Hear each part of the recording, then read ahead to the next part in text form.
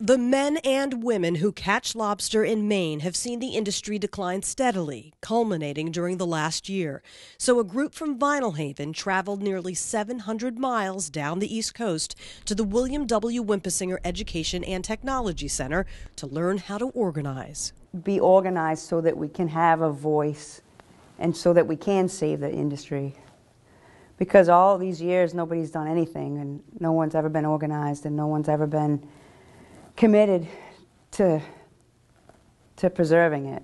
Protecting the industry and its workers is at the heart of the organizing effort, with training provided by the International Association of Machinists and Aerospace Workers. I'm learning a lot, but organizing and planning and just trying to step back and get the big picture, because before I didn't know anything. I didn't have a direction. I'm learning about unions and what a union is.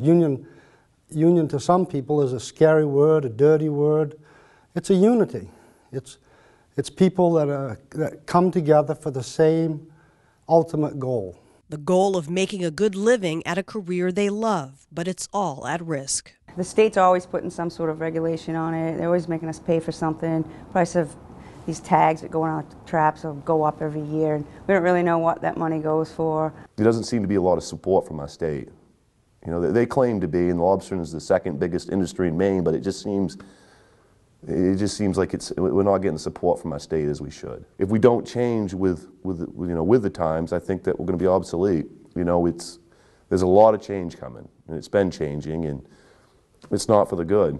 Dyer wants his peers to get on board because they're all literally in the same boat. They just want to get the message out that everyone has to work together. Basically, I want everybody to know that if we all of us, do not come together, we're going to have the same problem this year, the next year, and every year after. They all spent time in the classroom, brainstorming, strategizing, and focusing on one thing. How much we need this to save our industry, how much this is for us and not about it being for someone else. It's not about it being for the union. This is our union. It's about us banding together and saving our way of life.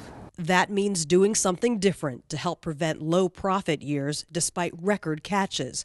All here agree that the days they spent together on this organizing effort were well worth it. I have hope again, you know, and I think that's something everyone needs in their daily life, is some hope. Hope that there is strength in numbers, something they all plan to tell other fishermen back home. It's the beginning of a new chapter in my life and the history of my family and the traditions, so I have to be active, I have to work really hard, I have to stay in contact with all my brothers and sisters. They need to come together as a group, as one body, so that we can have one voice that agree on all the same things.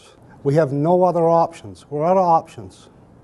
This is it. What started with a few is now gaining momentum in a way that could change the industry for the better. It may be small now, but it's going to grow. Right. It's going to get bigger, and we know that. And it does. The more it grows, the more power we have, the more we can actually influence our own industry, like we've always wanted to do. And it's worth sacrificing our time and money for for everybody else in the whole state. Brothers and sisters working together for justice on the job.